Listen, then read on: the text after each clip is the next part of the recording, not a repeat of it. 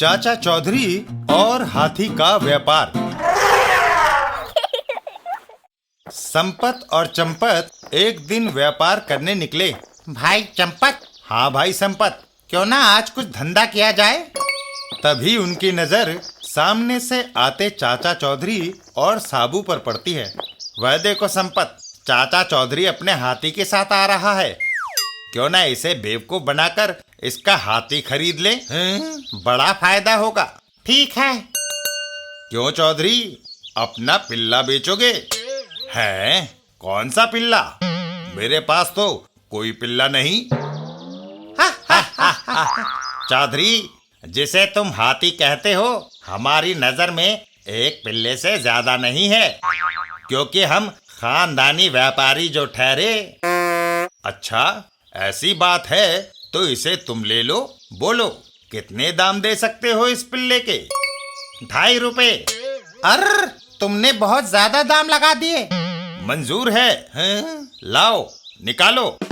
संपत और चंपत चाचा चौधरी का हाथी 2.5 रुपए में खरीद कर चल देते हैं। वाह संपत, आज तुमने चौधरी को खूब उल्लू बनाया।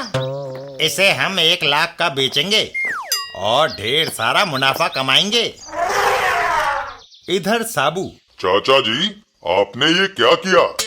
1 लाख रुपए का हाथी सिर्फ 2.5 रुपए में बेच दिया। फिक्र मत करो साबू, ऐसे मस्खरों से मेरा रोज पाला पड़ता है। देखना, शाम होने से पहले हमारा हाथी हमारे पास लौट आएगा। इधर चंपत और संपत। भाई चंपत, यहाँ तो अच्छी खासी भीड़ है। यहाँ अपना हाथी अच्छे दामों में बिक जाएगा। तुम ठीक कहते हो, मैं कोशिश करता हूँ। लीजिए जनाब, पेश है राजा महाराजाओं की सवारी, जिस पर कभी शहंशाह अकबर बैठा करते थे। बिकाऊ है, 1 लाख रुपए से कम का हम नहीं बेचेंगे। जो इसके ज्यादा दाम लगाएगा, ये हाथी उसी का हो जाएगा। भीड़ में खड़े लोग हंसने लगते हैं। हा हा हा, अरे भाई, राजा महाराजाओं का जमाना गया। इतनी महंगाई में रोटी खाने को तो नहीं मिलती, इसे कौन खिलाएगा? 1 लाख का हाथी खरीदने के बजाय इतने ही दामों में 100 मील की रफ्तार वाली बढ़िया सी कार आ जाएगी मेरे भाई। भीड़ उन दोनों का मजाक उड़ाकर वहां से चल देती है। चलो भाइयों, चलो चलो चलो चलो। हैं? वो तो सब चले गए, हमारे हाथी का कोई खरीदार नहीं। मारे गए। लगता है इस धंधे में घाटा होगा।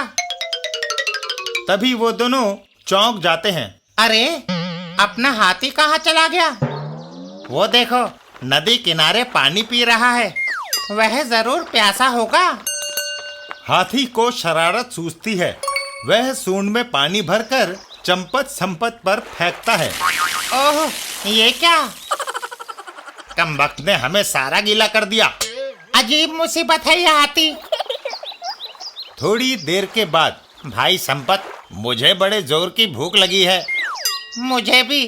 चलो घर चलें, पहले खाना खाएं। दोनों हाथी पर सवार होकर अपने घर की ओर चल देते हैं। वाह, घर जाने के लिए शाही सवारी तो मिल गई है, वरना बस में पैसे खर्चने पड़ते और भीड़ में धक्के खाते, वो अलग। वे घर जाकर खाना खाने बैठते हैं। वाह, ये हलवा पूड़ी, क्या मजेदार खुशबू आ रही है। वाह, मसालेदार कचौड़ियाँ और ये रायता। तभी हाथी उनकी थाली में सूंड मारता है। अर्र, मेरी कचौड़ियाँ और रायता। हाथी चंपत का सारा खाना एक ही बार में खा जाता है। अर्र, वो मेरी थाली भी उठा ले गया। हाय मेरी पूड़ियाँ और बादाम का हलवा। असल में हम दोनों बेवकूफ हैं। इस हाथी को भूख लगी है, पहले इसे खिला लेना चाहिए, फिर खुद खाएंगे। लेकिन इसे खिलाने में तो सैकड़ों रुपए खर्च हो जाएंगे। दोनों हाथी को लेकर चल देते हैं। अरे नहीं संपत, हम इसे शहर के बाहर किसी खेत में ले जाते हैं। वहाँ ये पेट भर खाएगा, फिर हम जो भी खाएंगे ये हमसे छीनेगा नहीं। वाह, अच्छी योजना है, आओ चलें। दूर खेतों में जाकर जा भाई हाथी, जो भी चीज अच्छी लगे खेत में जाकर खा ले। हम यहीं खड़े तुम्हारा इंतजार कर रहे हैं। हाथी खेत में घुसकर खड़ी फसल को खाना शुरू कर देता है। तभी खेत के मालिक आ जाते हैं। छज्जो भाई देखो, एक हाथी हमारी फसल को बर्बाद कर रहा है। मैं अभी लाठियों से उसे खदेड़ देता हूँ। नहीं, हाथी लाठियों से नहीं भागेगा। जंगली जानवर आग से बहुत डरते हैं। मैं उसे अभी भगाता हूँ। आग की मशाल देखकर हाथी घबरा जाता है। फसल खाने की मैं तुझे अच्छी सजा दूंगा। आग को देखकर हाथी बेतहाशा भागता है। मैं इसे ऐसा मजा चखाऊंगा कि फिर कभी ये इधर आने का नाम नहीं लेगा। छज्जो भाई, इसे दूर तक खदेड़ाओ। इधर चंपत संपत, अबे चंपत, हमारा हाथी भागा जा रहा है। पकड़ो, वो हाथ से निकल गया तो 2.5 रुपए का नुकसान हो जाएगा। वो दोनों हाथी के पीछे दौड़ पड़ते हैं। अरे चंपत, ये हाथी तो शहर की तरफ भाग रहा है। अरे अगर वो शहर में घुस गया तो बड़ा बवंडर मचाएगा।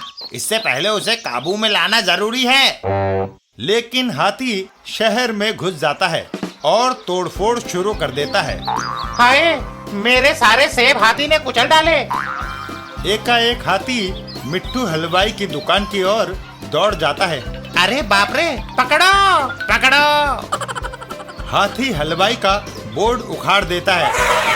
ओह, ये क्या? अरे ये हाथी मिट्टू हलवाई की दुकान को तोड़ रहा है। हाय, मेरे लड्डू, रसगुल्ले, समोसे, बर्फी, गुलाब जामुन, जलेबियां, सारी मिठाई हाथी खाए जा रहा है। कोई बचाओ। तभी संपत चंपत आकर उसे पकड़ लेते हैं। ये रहा भाई चंपत, आखिर हमने अपना हाथी पकड़ ही लिया। तो ये हाथी आपका है? जी हाँ, कोई ऐतराज?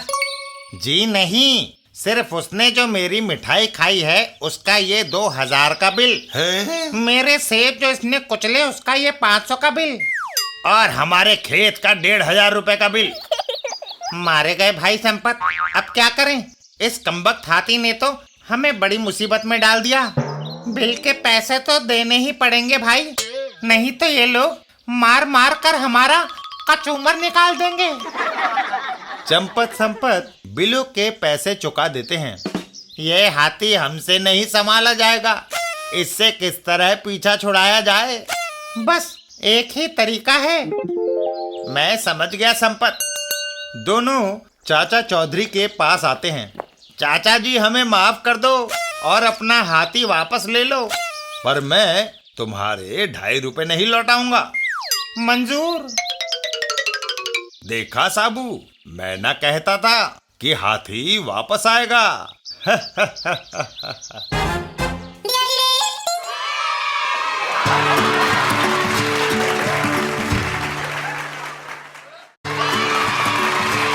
चाचा चौधरी और टिकटों की ब्लैक। एक दिन चाचा चौधरी सिनेमा घर गए। लगता है ये फिल्म शहर में नई आई है। बुकिंग काउंटर, 450 टिकट दे दो भाई। हैं? चाचा जी, क्या मोहल्ले भर को सिनेमा दिखाना है? नहीं भाई, साबू भी आएगा मेरे साथ। उसके लिए स्पेशल जगह बनानी पड़ेगी। ठीक है, ये लो। कुछ देर बाद, चल भाई साबू, तेजी से, फिल्म शुरू होने वाली है। सिनेमा घर के बाहर हाउसफुल ब्लैक या टिकट को ब्लैक कर रहा होता है। 1.25 वाला 10 में, 1.25 वाला 10 में। एक मुझे दो। मुझे भी। एक मुझे। 2 टिकट मुझे। मुझे 1 टिकट। बस एक ही टिकट बचा है। जो सबसे ज्यादा दाम लगाएगा उसी का।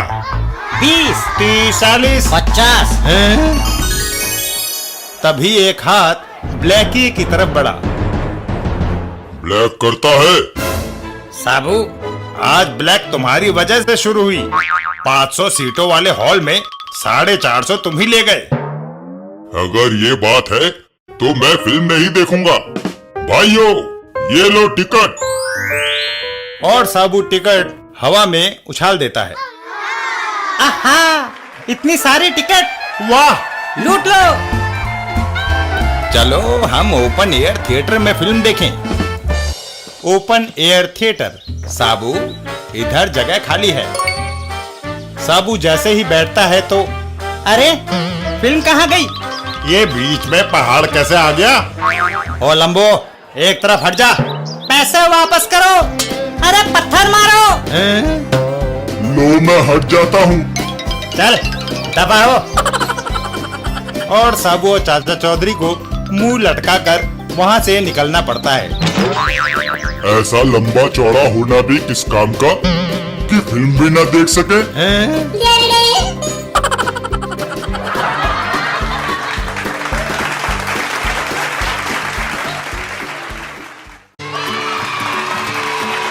चाचा चौधरी और लालू और चालू। लालू और चालू ने बाजार से अंडे खरीदे। लालू, तू इन अंडों का क्या करेगा? मैं इन अंडों के चूजे निकलवाऊंगा। चूजे बड़े होकर मुर्गियां बन जाएंगी तो उन्हें बेचकर बकरी लूंगा। बकरी का दूध बेचकर गाय खरीदूंगा। गाय का दूध बेचकर एक भैंस आएगी। दूध बेचकर और भैंसे खरीदूंगा। फिर मेरा एक बड़ा डेयरी फार्म बन जाएगा और मैं लखपति हो जाऊंगा। अब तू बता चालू, तू इन अंडों का क्या करेगा? मैं इन अंडों का ऑमलेट बनाकर बेचूंगा। जो मुनाफा होगा उससे चाय की दुकान खोलूंगा। दुकान से जो फायदा होगा उससे एक रेस्टोरेंट खोल लूंगा। फिर अच्छी आमदनी होगी। मैं बंबई का ताजमहल होटल खरीद कर चैन से रहूंगा। तुम इन अंडों से ताजमहल होटल नहीं खरीद सकते तो तुम भी अंडों से डेयरी फार्म बनाकर लखपति नहीं बन सकते। अरे झगड़ा छोड़ो। वह देखो, वह चाचा चौधरी जा रहा है। सुनते हैं वह बड़ा अक्लमंद, ना ना ना, मेरा मतलब अक्लमंद आदमी है। उसी से पूछते हैं किसकी योजना अच्छी है। ठीक है। और वो दोनों चाचा चौधरी के पास पहुंचते हैं। चाचा जी, एक फैसला करते जाओ। कैसा फैसला? ये कहता है कि इन अंडों को बेचकर डेयरी फार्म खोल सकता है। मैं कहता हूँ कि अपने अंडों के ऑमलेट बेचकर मैं बंबई का ताजमहल होटल खरीद सकता हूँ। किसकी योजना अच्छी है? चाचा चौधरी ये सुनकर हंसने लगते हैं।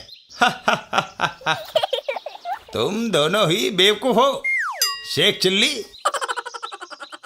लालू और चालू को गुस्सा आ जाता है। बुढ़े, तूने मुझे बेवकूफ कहा? मैं तुझे अभी मजा चखाता हूँ। और लालू अंडे की टोकरी चाचा चौधरी के ऊपर दे मारता है। ये ले, चख मजा। चाचा चौधरी एक झुकाई देकर बच जाता है और अंडों से भरी टोकरी सीधा जाके टकराती है चालू के मुंह पर। ओह, मैं मर गया। अरे ये क्या? चालू भाई, ये सब इस बुढ़े की वजह से हुआ है। ना ये मुझे बेवकूफ कहता, ना मैं अंडे फेंक कर मारता। मैं इसे अभी मजा चखाता हूँ लालू। चाचा चौधरी, तेरी वजह से मेरे मुंह पे अंडे फेंके गए। होशियार हो जा, अब तू नहीं बच सकता। और फिर चालू भी अंडों की टोकरी चाचा चौधरी पर दे मारता है, जिससे चाचा चौधरी एक बार फिर से बच जाते हैं और वो टोकरी जाकर टकराती है लालू के मुंह से। ओह चालू, ये तूने क्या किया? और दोनों अफसोस मनाने लगते हैं। हाय, मेरे सारे अंडे टूट गए। मेरे लाखों रुपए के डेयरी फार्म की योजना मिट्टी में मिल गई। अरे मेरा तो उससे भी कीमती ताजमहल होटल हाथ से निकल गया। चाचा चौधरी उन दोनों का मुंह पोंछते हैं। मूर्खों, वो सब तुम्हारे ख्याली पुलाव थे। लो, मुंह हाथ पोंछ लो और मेरी बात सुनो। कहो। तुम्हारे अंडों का घाटा मैं पूरा किए देता हूँ। भूतनाथ गली में नंबर 420 में जाना, वहाँ मेरा आदमी बैठा है। तुम्हें ढेर सारे अंडे देगा। ये तो बड़ी अच्छी बात है। और फिर लालू और चालू चाचा चौधरी के बताए हुए पते की ओर चल देते हैं। आओ चलें। भूतनाथ गली में मकान नंबर 420, तुम्हें याद रहेगा ना? पते पर पहुंचकर मकान नंबर 420 तो यही है, पर ये तो सुनसान पड़ा है। भूत तो नहीं बसते यहाँ। भूत? मुझे डर लगता है। वो दोनों दरवाजे के पास पहुंचते हैं। अंदर जाकर देखते हैं, शायद कोई हो। तू पहले घुस। दोनों घर के अंदर घुसते हैं। अरे भाई, कोई है? कोई है? कोई है? कोई आवाज नहीं। मुझे भी डर लगने लगा है।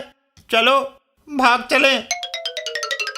तभी लालू थोड़ी सी हिम्मत बटोरता है। अरे चालू, हमें हिम्मत से काम लेना चाहिए। हम बहादुर आदमी हैं। आखिर हमें अपने अंडे वसूल करके लखपति भी तो बनना है। तू ठीक कहता है। हम यूं ही डर रहे हैं। यहाँ ना भूत है ना भविष्य। तभी अचानक चालू के गर्दन में कुछ अटकता है। अर्र बाप रे, भूत बचाओ। और लालू हंसने लगता है। डरपोक, ये तो खिड़की में बैठा बंदर है जिसने छतरी तेरे गले में डाल दी। तू हिम्मत मत हार। आओ दूसरे कमरे में चलें।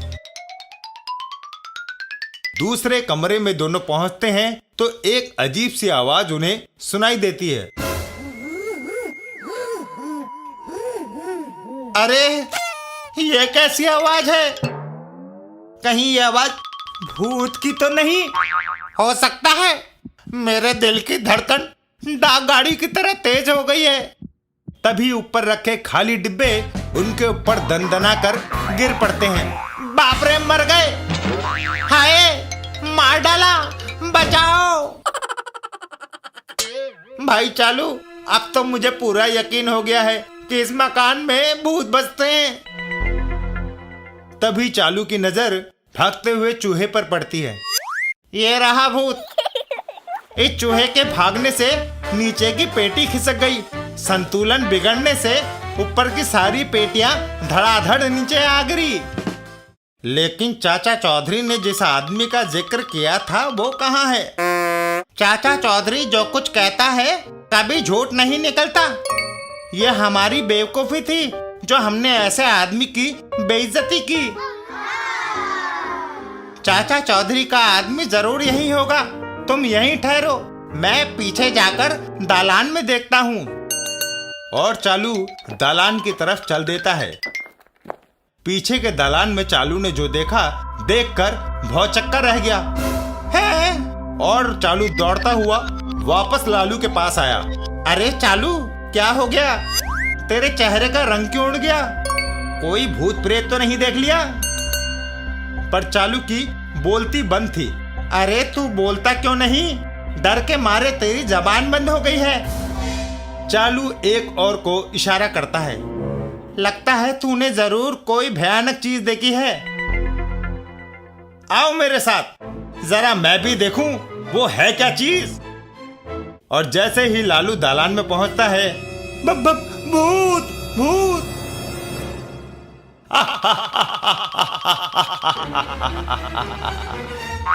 अरे बाप रे, ये जरूर भूत के हंसने की आवाज है। और पीछे मुड़ते ही, अरे चाचा चौधरी, ये तुम हंस रहे हो?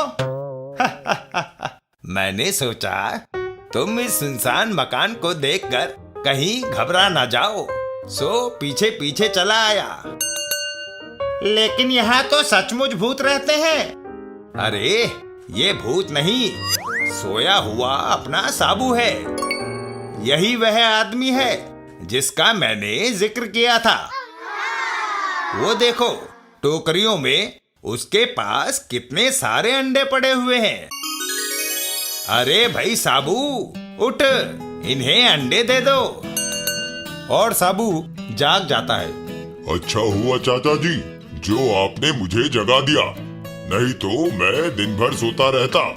साबू अंडे की 2 टोकरियां उठाकर लालू और चालू की तरफ बढ़ा देता है। ये लो अंडे। लालू और चालू, फिर आई मुसीबत। साबू ने अंडों से भरे इतने भारी टोकरी दे दिए हैं कि उठाए नहीं उठते हैं।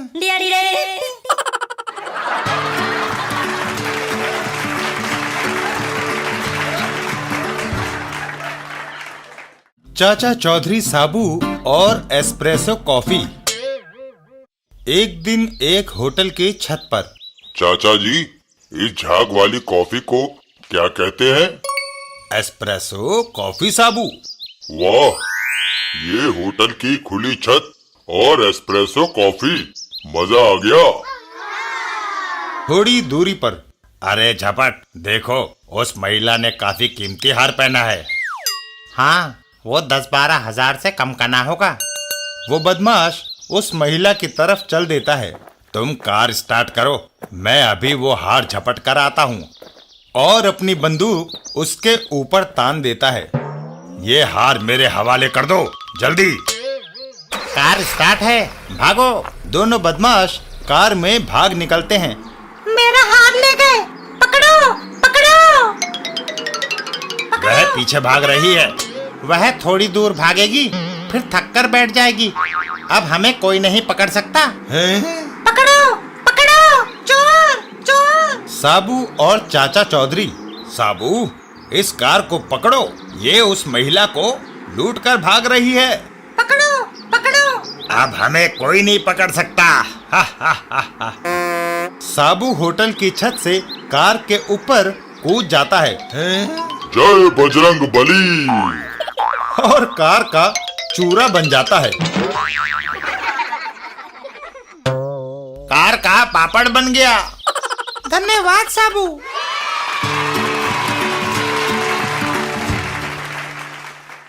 चाचा चौधरी और खुजली का पाउडर। चाचा चौधरी के दोस्त प्रोफेसर धमाका, जो एक बहुत बड़े वैज्ञानिक हैं। कहो भाई धमाका, आज क्या कर रहे हो?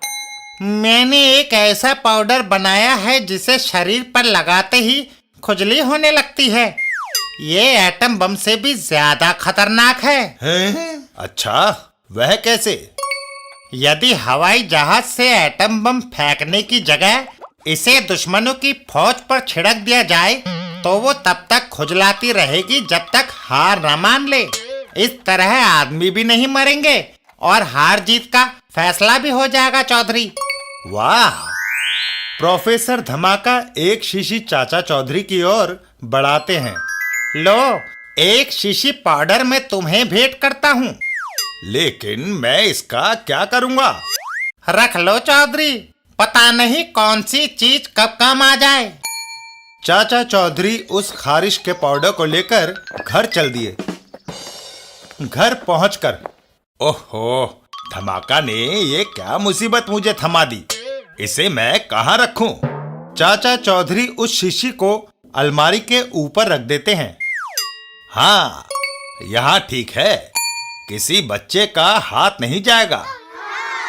रात हुई और चाचा चौधरी सो गए। आधी रात को, चौधरी बड़ी मालदार आसामी है। फिर क्या सोचते हो, खिड़की खुली है, घुस चलो। शोर नहीं, कहीं वह जाग ना जाए। इसकी फिक्र मत करो, चाचा चौधरी ने किसी का कर्जा नहीं देना, सो वो निश्चिंत होकर गहरी नींद सोता है। इसके अलावा उसके पास कोई ताला भी नहीं है, ये भी हमारे फायदे की बात है। वो चोर अलमारी की ओर बढ़ता है। मैं ये अलमारी खोलता हूँ, तुम बैग भरने को तैयार हो जाओ। अलमारी एक झटके से खुल गई, लेकिन हिलने से ऊपर रखी पाउडर की शीशी लुढ़क गई और सीधा आकर गिरी बदमाशों के ऊपर। अरे, ये पाउडर कैसा? पता नहीं, मुझे तो खुजली शुरू हो गई। हाय, मुझे भी खुजली हो रही है। हाय, मर गए। खुजली, बचाओ। आवाजें सुनकर चाचा चौधरी की नींद खुल गई। लगता है दूसरे कमरे में कोई है। दूसरे कमरे में पहुंचकर चाचा चौधरी को स्थिति समझने में देर न लगी। हाय, खुजली, कमबख्तो, जाओ नल के नीचे नहाओ। दोनों चोर तुरंत नल के नीचे जाकर खड़े हो गए। हाँ, आपको शांति मिली। चाचा चौधरी, प्रोफेसर ने ठीक ही कहा था, कोई पता नहीं कौन सी चीज कब काम आ जाए। ये पाउडर ना होता तो चोर घर का सफाया कर गए होते।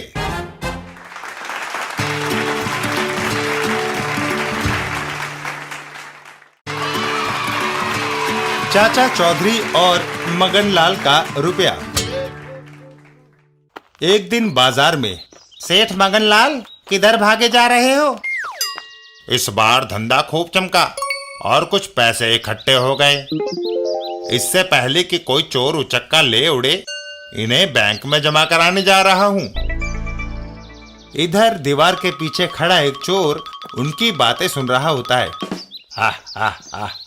सेठ, अब ये पैसे मेरे खाते में जाएंगे। सेठ के सामने आते ही वो बदमाश सेठ पर बंदूक तान देता है। ये बैग मेरे हवाले कर दो सेठ। बैग उसके हवाले करके सेठ वहां से दौड़ लगा देता है। जान प्यारी है तो भाग जाओ और पीछे मुड़कर ना देखना। सेठ मगनलाल चाचा चौधरी के पास पहुंचता है। चाचा जी, मैं लुट गया। क्या हुआ? मैं अपनी सारी कमाई इकट्ठी करके बैंक में जमा करवाने जा रहा था कि बाजार में एक बदमाश ने लूट लिया। फिक्र मत करो सेठ, तुम्हारा बैग तुम्हें आधे घंटे में यही मिल जाएगा। चाचा चौधरी टिंगू मास्टर को साथ लेकर चल पड़ते हैं। आओ टिंगू मास्टर, आज कोई भला काम करें। थोड़ी देर बाद बाजार में, चाचा जी, आपकी गठरी में से नोट गिरते जा रहे हैं। अरे भाई, बैंक में जमा करवाने जा रहा हूँ। इन्हें समेटने बैठ गया तो बैंक बंद हो जाएगा। 2-4 हजार गिरते हैं तो गिर जाएं। वो चोर भी उस बात को सुन लेता है।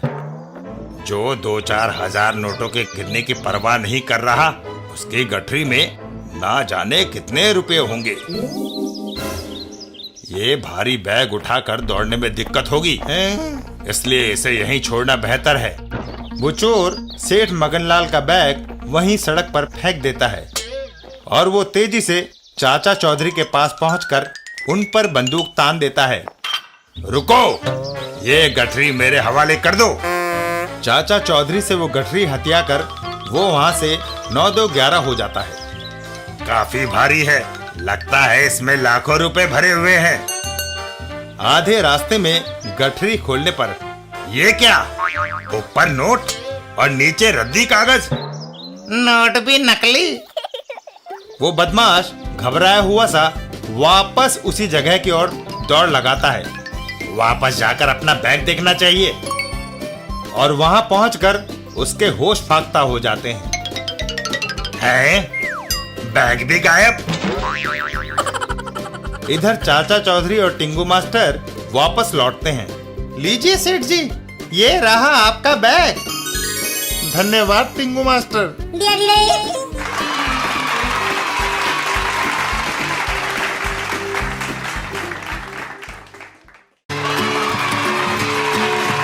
चाचा चौधरी और मथुरा के पेड़े।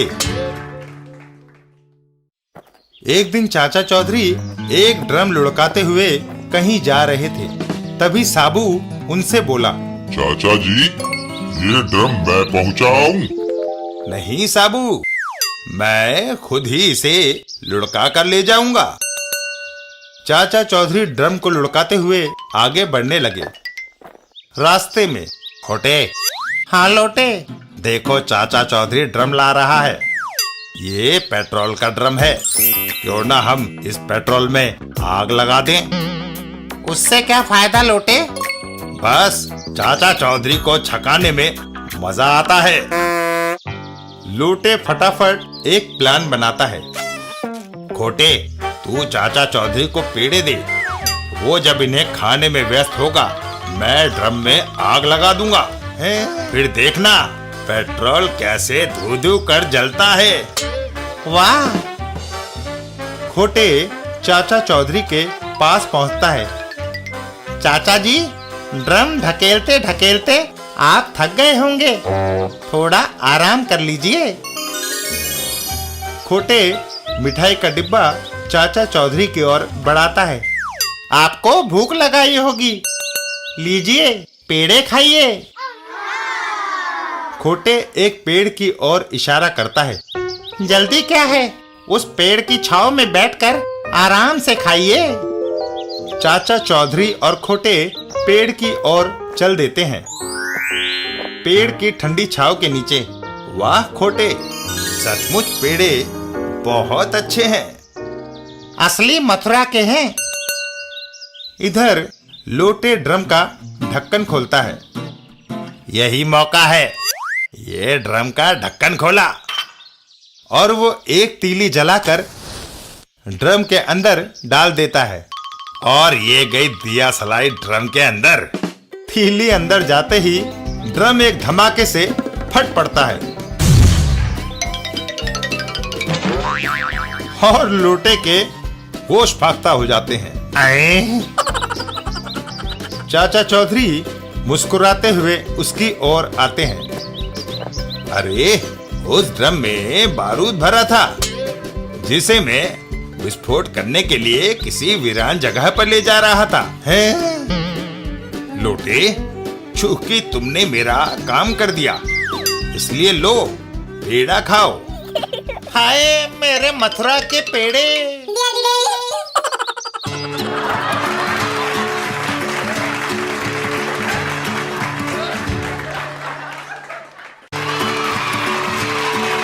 चाचा चौधरी और टिंगू मास्टर। चाचा चौधरी और साबू एक दिन घूमने निकले, तभी उन्हें किसी ने आवाज लगाई। चाचा जी। हैं? चाचा चौधरी ने पीछे मुड़कर देखा। मुझे कौन बुला रहा है? चाचा जी, आपको कोई नहीं बुला रहा, ये तो आपका भ्रम है। तभी एक हाथ ने चाचा चौधरी का कुर्ता पकड़ लिया। मैंने आवाज दी थी मगर आप सुन ही नहीं रहे। चाचा चौधरी ने मुड़कर देखा तो एक नाटा सा आदमी दिखाई दिया। आपकी तारीफ? मेरा नाम टिंगू मास्टर है। 40 वर्ष का होकर भी मेरा कद नहीं बढ़ा।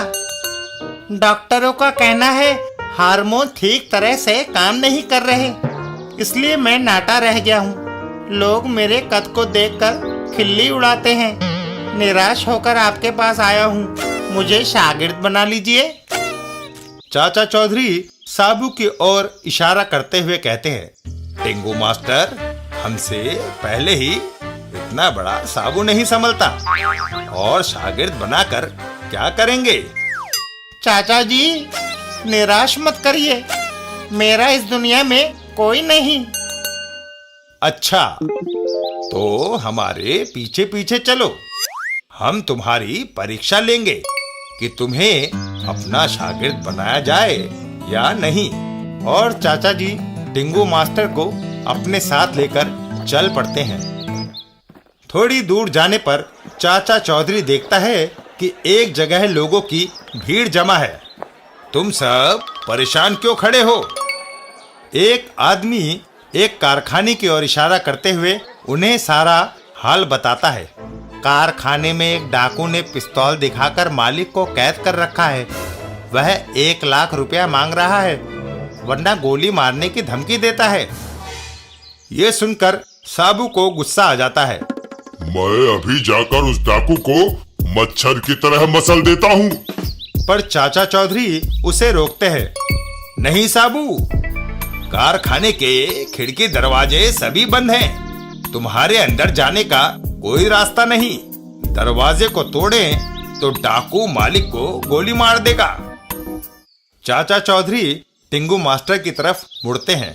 टिंगू मास्टर, अब तेरी परीक्षा की घड़ी आ गई है।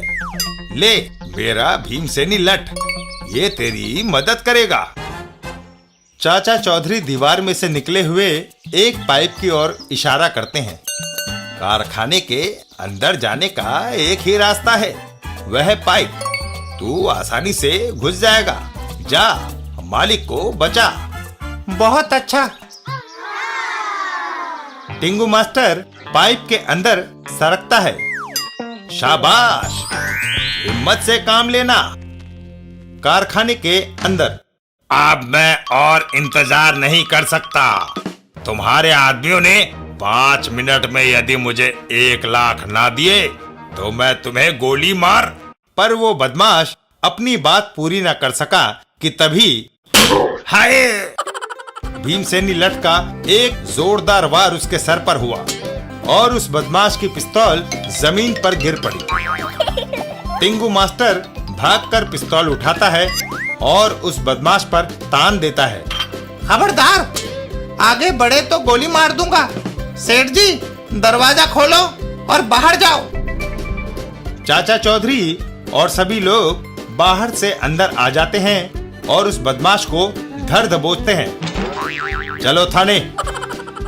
शाबाश टिंगू, आज से तू मेरा शागिर्द।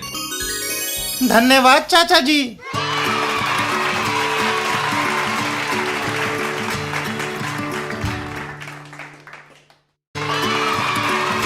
चाचा चौधरी की मूर्ति। चाचा चौधरी। रामू अधिकारी एक अच्छा मूर्तिकार है। चाचा चौधरी एक दिन उसका स्टूडियो देखने आते हैं। अरे भाई रामू, क्या कर रहे हो? चाचा जी, मैं एक मूर्ति बना रहा हूँ। चाचा चौधरी मूर्ति को देखते हैं। वाह, कितनी सुंदर मूर्ति बनाई है। सचमुच तुम एक अच्छे कलाकार हो। चाचा जी, अगर आप थोड़ा समय दें तो मैं इससे भी बढ़िया आपकी मूर्ति बनाऊंगा। चाचा चौधरी वहां कुर्सी पर बैठ जाते हैं। अरे भाई, मेरे पास समय का बड़ा अभाव है, लेकिन तुम्हारी कला देखकर मेरा दिल ललचा आया है। मैं बैठा हूँ, बनाओ मेरी मूर्ति। वाह, ये हुई ना बात। कलाकार रामू के हाथ पत्थर को तराशने लगते हैं। चाचा चौधरी की मूर्ति बनने लगती है। कई दिनों तक रामू की छैनी और हथौड़ा पत्थर पर चलते रहते हैं। तब जाकर एक दिन चाचा चौधरी की मूर्ति तैयार होती है। वाह, ये तो सचमुच हूबहू मेरी ही शक्ल है। मूर्ति को ट्रक द्वारा चाचा चौधरी के घर पहुंचाया जाता है और उसे अहाते में रख दिया जाता है। इसे देखकर आश्चर्य होता है। वाह चाचा जी, ये तो बिल्कुल आप जैसी शक्ल है। उधर खट्टू और मट्टू, 2 बदमाश, चाचा चौधरी के खिलाफ योजना बनाते हैं। चौधरी ने हमारे कई साथी जेल भिजवा दिए। उसका जल्दी खात्मा न किया तो हमें भी बड़े घर भिजवा देगा। हम उसके घर चलते हैं और उसे कुत्ते की मौत मार डालते हैं। दोनों बदमाश चाचा चौधरी के घर पहुंचते हैं। चाचा चौधरी वो बैठा है। बिना कोई मौका दिए उसे पिस्तौल की गोलियों से भून डालो। और तभी एक बदमाश अचानक से दीवार के पीछे से निकलता है। चौधरी, अब तुम्हें कोई नहीं बचा सकता। ये लो अपनी करतूतों का मजा। और तभी बदमाश अंधाधुंध फायर कर देता है।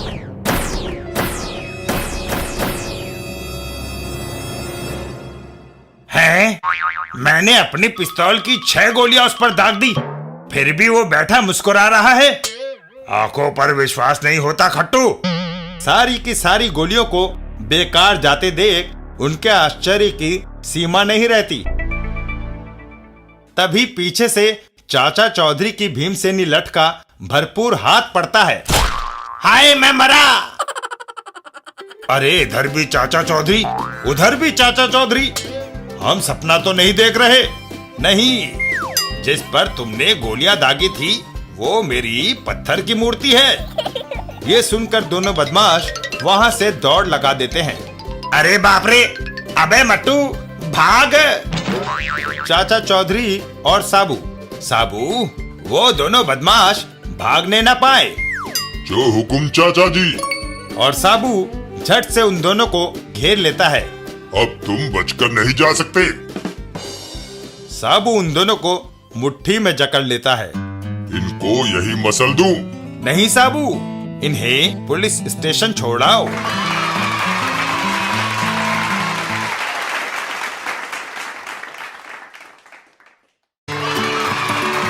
चाचा चौधरी साबू और सपनों की दुनिया। चाचा जी, आप चुपचाप चले जा रहे हैं, कोई बात कीजिए। साबू, क्या बात करूं? ऐसी कोई बात नहीं जो तू ना जानता हो। मेरे साथ जो भी घटनाएं होती हैं वहां तुम होते हो। जो घटनाएं तुम जानते हो उन्हें कहने से भला क्या फायदा? लेकिन ऐसे गुमसुम रहने से मेरा सिर चकराने लगता है। कुछ बातचीत होगी तो दिल बहल जाएगा। तुम्हारा कहना सही है, पर मेरे पास कुछ कहने को नहीं है। कोई सपना ही सुना दीजिए। वहाँ तो मैं आपके साथ नहीं था। मैं सपने नहीं देखता, मैं यथार्थवादी हूँ। लेकिन रात को तो आप सोते हैं, तब तो कोई ना कोई सपना आया होगा। पहले तुम अपना सपना सुनाओ, फिर मैं अपना सुनाऊंगा। ठीक है, सुनिए। रात को मैंने सपने में देखा कि मैं ऊंचे ऊंचे पहाड़ों की सैर कर रहा हूँ। मैं चला जा रहा था, मंद मंद वायु चल रही थी, चारों तरफ खुला वातावरण था। प्रकृति को देखता हुआ मैं अपने ख्यालों में खो गया। मैं मस्त चाल से बढ़ता चला गया। अचानक मेरा पैर फिसला, और मैं सैकड़ों फुट नीचे जमीन की तरफ गिरने लगा। नीचे गिरते ही मेरी मौत निश्चित है।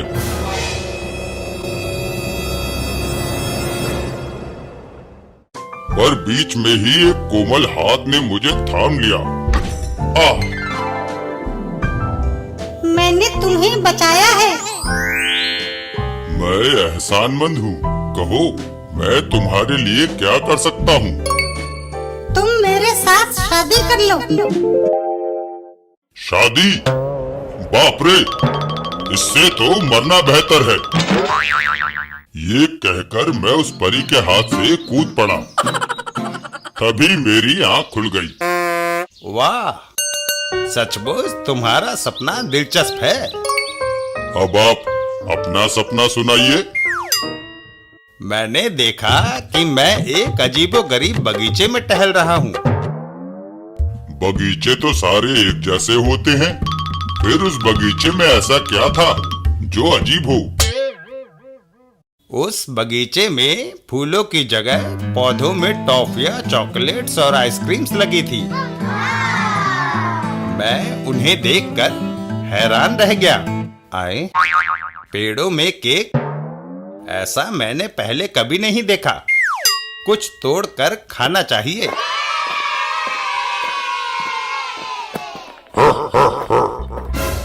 मैं गोगा देव हूँ और इस बगीचे का मालिक हूँ। जो कोई मेरे बगीचे में घुसता है, मैं उसे मार देता हूँ।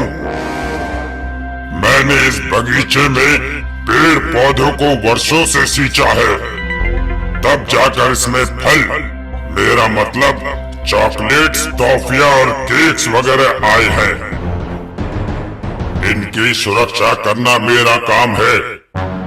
हर रोज जो लोग इस बगीचे में इन फलों को चुराने आते हैं, मैं सबको मार देता हूँ, ताकि ये चॉकलेट्स, टॉफियां कोई ना चुरा सके। आज मरने की तुम्हारी बारी है। इतना कहकर गोगादेव चाचा चौधरी को हाथ में पकड़ लेता है। मगर गोगादेव, तुम्हारे बगीचे में चोरी होने का डर तो फिर भी बना रहेगा। मैं तुम्हें एक ऐसी तरकीब बताता हूँ जिससे तुम्हारी आइसक्रीम और चॉकलेट्स चोरी होने का डर हमेशा के लिए मिट जाएगा। जल्दी बताओ। तुम अपने बगीचे के सारे फल खा लो। जब कुछ होगा ही नहीं तो कोई क्या चुराने आएगा? तुम ठीक कहते हो। मेरे पेड़ों पर जितने केक्स हैं, मैं सारे खा लेता हूँ। सारे चॉकलेट्स और टॉफियां भी और सारी आइसक्रीम भी। मैंने अपने बगीचे का सब कुछ खा लिया है। अब मैं और कुछ नहीं खा सकता। पेट में अब तिल भर की जगह भी नहीं बची। मगर गोगा देव, एक आइसक्रीम बची है, ये तो खानी ही पड़ेगी। अच्छी बात है, इसे भी खा लेता हूँ। आइसक्रीम खाते ही उसका पेट फट गया। ज्यादा खाने से यही होता है। सपनों की दुनिया से जागो और हकीकत में आओ। जो कुछ तुम्हारे पास है नीचे रख दो, नहीं तो पुलिस। कहाँ? यहाँ। चूहे, तुमने हमारी सपनों की दुनिया में खलल डाला। जा। साबू, रात हो गई है, आओ घर चलें, खाना खाएं और सो जाएं, और फिर मीठे सपनों की दुनिया में खो जाएं।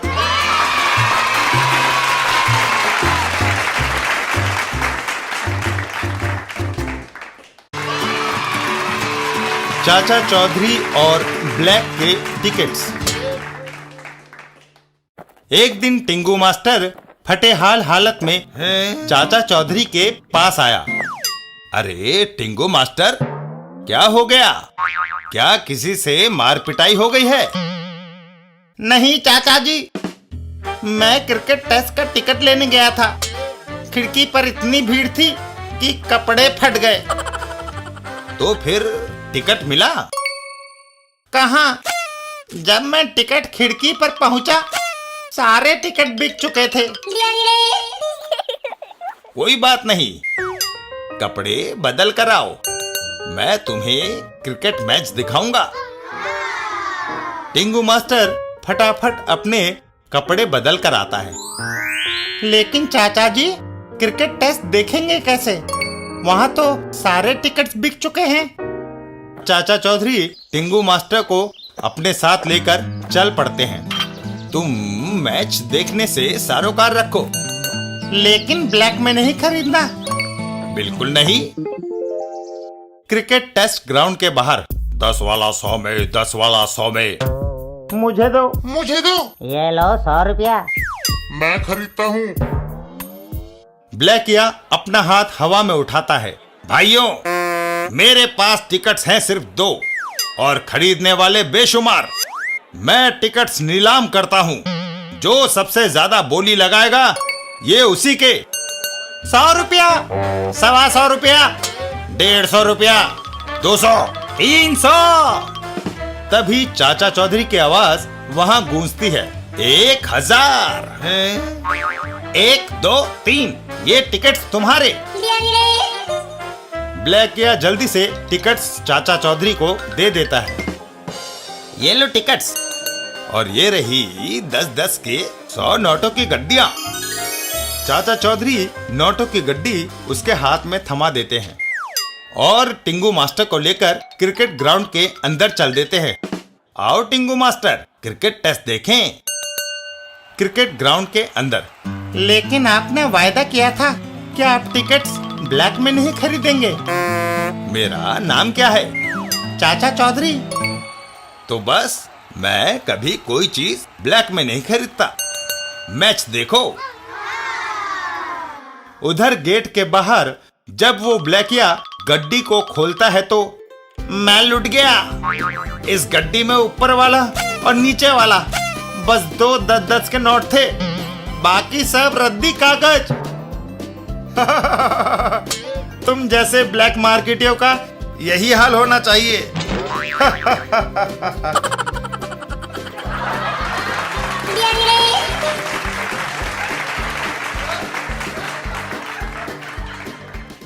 चाचा चौधरी का इलाज।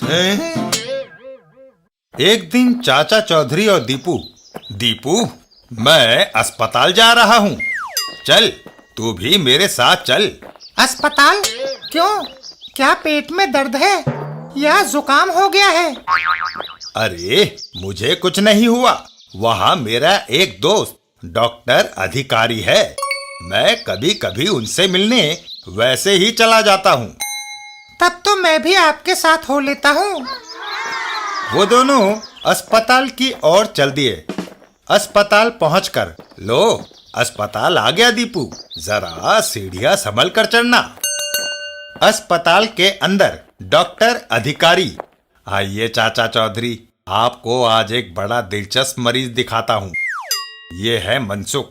इसके हाथ के हड्डी को मैं 15 बार जोड़कर प्लास्टर चढ़ा चुका हूँ, पर ना जाने क्यों यहाँ से जाते ही ये सीढ़ियों पर फिसल जाता है और हाथ की हड्डी तुड़वा आता है।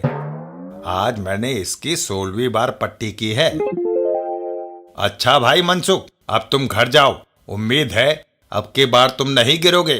टाटा डॉक्टर। मनसुख एक बार फिर सीढ़ियों पर फिसल जाता है। ओह, सब किए किराए पर पानी फिर गया। हाय डॉक्टर, इस बार मेरे कंधे की हड्डी टूट गई। मनसुख ऊपर चलो, हड्डी जोड़कर प्लास्टर चढ़ा देता हूँ। कुछ देर के बाद, लो मैंने प्लास्टर चढ़ा दिया है, अब तुम घर जाओ। जरा ठहरो डॉक्टर साहब, जरा 1 मिनट के लिए अपनी कैंची मुझे देना। बरखुरदार, तुम्हारी बार बार हड्डी टूटने का कारण है तुम्हारे फैशनेबल बाल। जब तुम्हें कुछ दिखता ही नहीं तो सीढ़ियां खाक उतरोगे, और इन ऊंची एड़ी के जूतों के कारण भी तुम कई बार फिसल चुके हो। क्या रखा है ऐसे फैशन में जिसमें हाथ पैर तुड़वाने पड़े? लो ये छोटी एड़ी वाले जूते पहनो और अपने घर की राह लो। मनसुख बिना गिरे सीढ़ियां उतर जाता है। धन्यवाद चाचा जी। देखा डॉक्टर, वह कैसी शान से दनदनाता हुआ जा रहा है।